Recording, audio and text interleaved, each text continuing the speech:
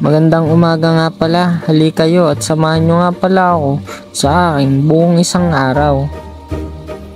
At eto na nga, pagising ko ng umaga ay nagtimpla agad ako ng kape at naupo ako dito sa aming likod ng bahay kung saan nga nakatali ang aming mga alagang manok.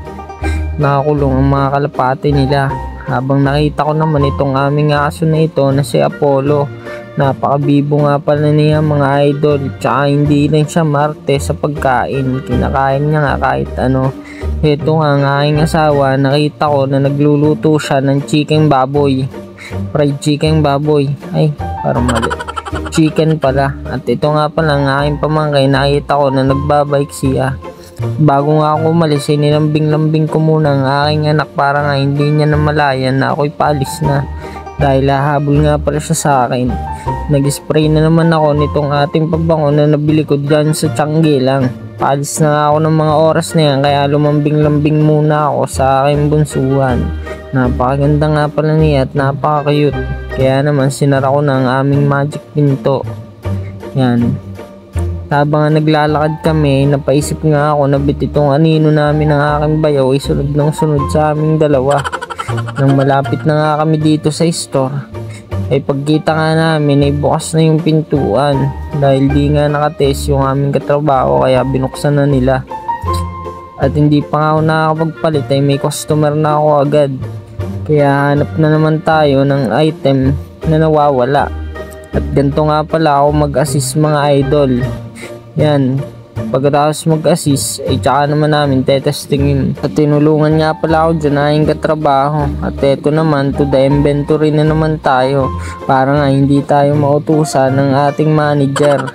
Pagkatapos ko nga mag-inventory, may customer na naman ako kaya naman tinesting ko na itong mga kanyang item. Ganito nga pala kadalasan namin ginagawa bago namin i-out ang isang item.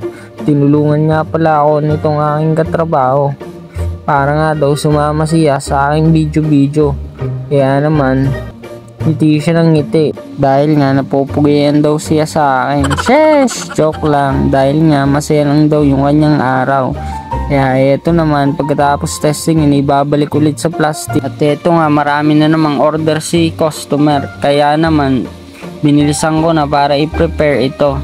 At na-late na nga ako ng mga oras na yan sa aking pagtututbrush. At eto na naman ang sandamakmak na customer. Kaya naman seryosong seryoso ako ng mga oras na yan. Dahil nga overtime na kami.